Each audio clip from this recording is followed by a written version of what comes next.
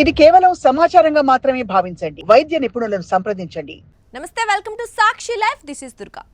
శరీరంలో చెడు కొలెస్ట్రాల్ పెరగటం అనేది నిశ్శబ్ద శత్రువు లాంటిది. గణాంకాల ప్రకారం అధిక కొలెస్ట్రాల్ ఉన్న వారిలో దాదాపు 40% మందికి ఆ విషయం ముందే తెలియదు. రక్తనాళాల్లో పేరుకుపోయే ఈ కొవ్వు గుండె జబ్బులకు ప్రధాన కారణమవుతుంది.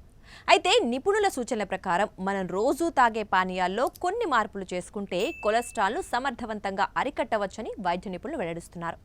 దానిమ్మ రసంలో యాంటీ ఆక్సిడెంట్లు ఎక్కువగా ఉంటాయి. ఉదయాన్నే దానిమ్మ రసం తాగడం వల్ల అద్భుతమైన ఫలితాలు ఉంటాయి. దీనిలోని పాలిఫెనాల్స్ అనే యాంటీ ఆక్సిడెంట్లు చెడు కొలెస్ట్రాల్ వల్ల రక్తనాళాల్లో పాచి పేరుకుపోకుండా కాపాడతాయి. రోజుకు ఒక కప్పు దానిమ్మ రసం తాగిన వారిలో కేవలం 2 వారాల్లోనే ట్రైగ్లిజరైడ్లు తగ్గుముఖం పట్టినట్లు పరిశోధనలు చెబుతున్నాయి.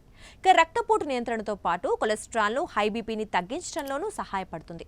మార్కెట్లో దొరికే కృత్రిమ పానీయాల కంటే 100% స్వచ్ఛమైన దానిమ్మ రసాన్ని ఎంచుకోవాలి.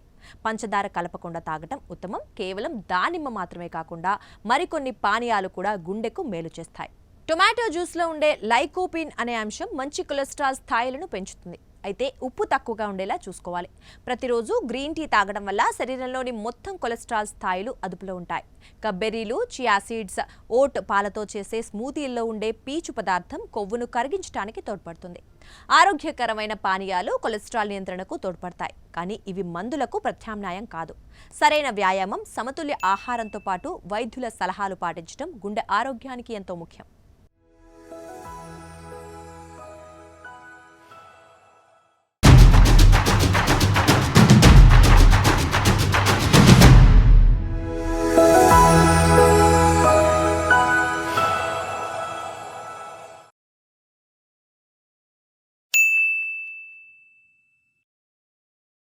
సాక్షి టీవీ ప్రసారాలను నిలిపివేయటం చట్టరీత్యా నేరం.